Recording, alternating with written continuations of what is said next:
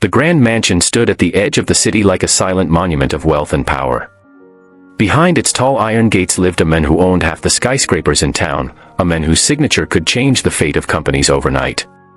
Yet for all his fortune, for all the marble floors and golden chandeliers that filled his world, he carried a wound money could not heal. His daughter, Lily, was believed to be blind.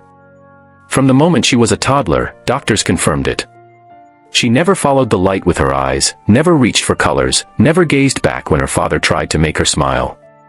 The millionaire, Mr. Alden, built his life around this painful truth.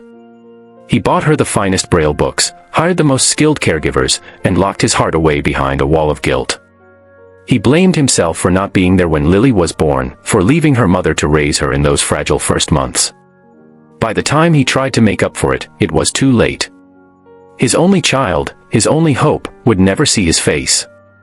And so the mansion grew cold, filled with servants who moved like shadows and a father who drowned his emotions in board meetings and business calls. Lily, dressed in perfect gowns, clutched her toys and wandered halls in silence. Everyone accepted the story. Everyone believed what the doctor said. Everyone, except the maid. Before I take you deeper into this story of heartbreak, discovery, and redemption, I have a small request. If you believe in kindness, in miracles, and in second chances, please like this video, share it with someone who needs hope, and subscribe to our channel, Kindness Corner. Your support helps us spread more stories that remind the world of compassion and love. The maid's name was Clara, a young woman in her 20s who had grown up with little more than determination in her pockets.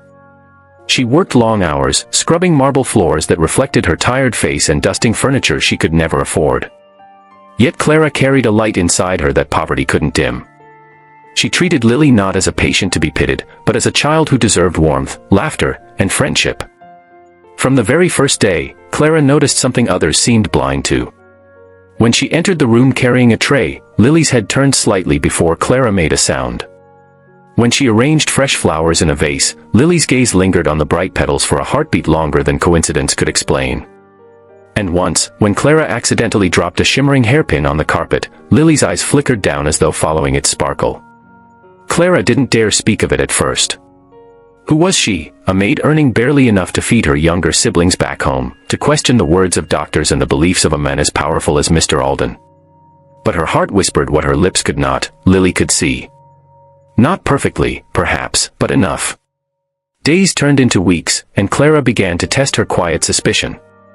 She would place toys at different angles, watching how Lily's hand reached unerringly toward the one that shone under the sunbeam.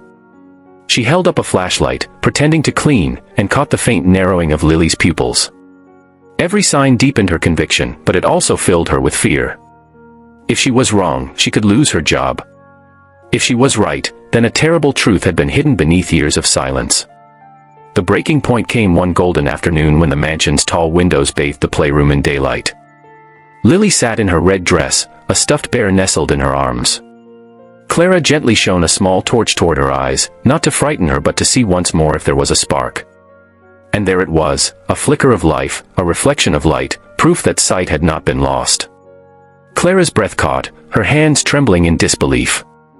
She whispered inside her heart, "This child isn't blind. She's been trapped inside a story that isn't hers."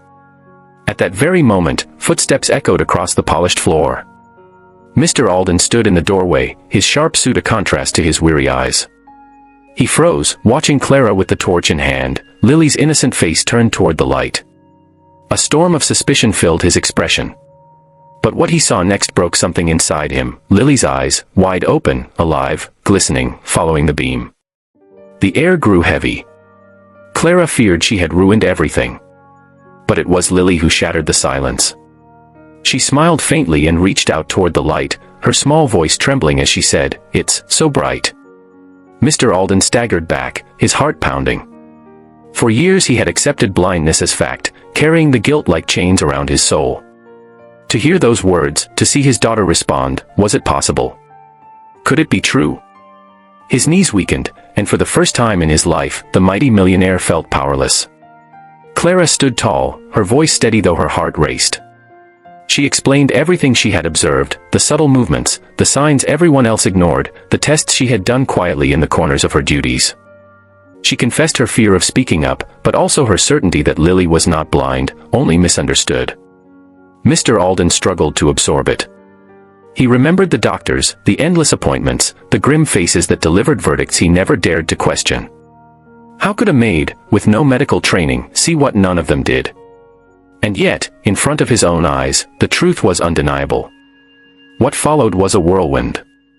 Specialists were summoned, not the ones who had dismissed Lily before but new voices willing to look again. Tests were run, lights shone, patterns drawn, and slowly the reality unfolded. Lily suffered from a rare condition that limited her vision but did not take it away entirely. With therapy, patience, and the right treatment, her sight could grow stronger. Mr. Alden wept in private chambers where no one could see him. For years he had believed his daughter lived in darkness, and in his silent sorrow he had distanced himself, afraid to cause her more pain. But all along, she had been waiting for him to notice, to reach out, to believe.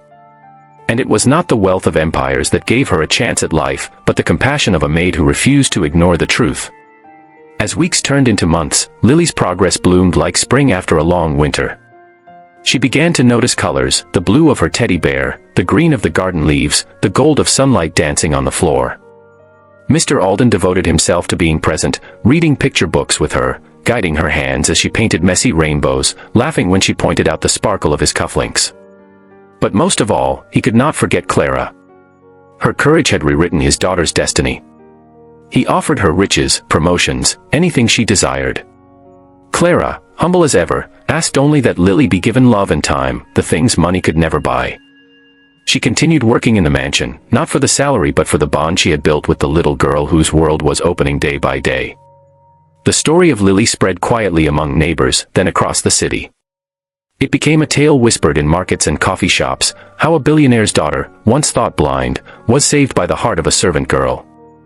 People found hope in it, a reminder that truth often hides in unexpected places, and that kindness has the power to change lives more than wealth ever could. For Mr. Alden, the transformation was profound. He no longer measured his worth by the contracts he signed or the buildings that bore his name, but by the light in his daughter's eyes when she ran to hug him after a day of therapy. He no longer sat alone in boardrooms, he knelt on playroom rugs, building castles of blocks with Lily and Clara. The mansion, once silent, now rang with laughter, with music, with the simple joy of a child discovering the world she had been told she could never see. And Clara, though she never sought recognition, became the quiet hero of their story. To Lily, she was more than a maid, she was the sister she never had, the guardian angel who saw what others could not. To Mr. Alden, she was the reminder that the greatest treasures in life are not found in vaults but in the courage to care. If this story touched your heart, if it reminded you that even the smallest acts of kindness can change the course of a life, please like this video, share it with friends, and subscribe to Kindness Corner.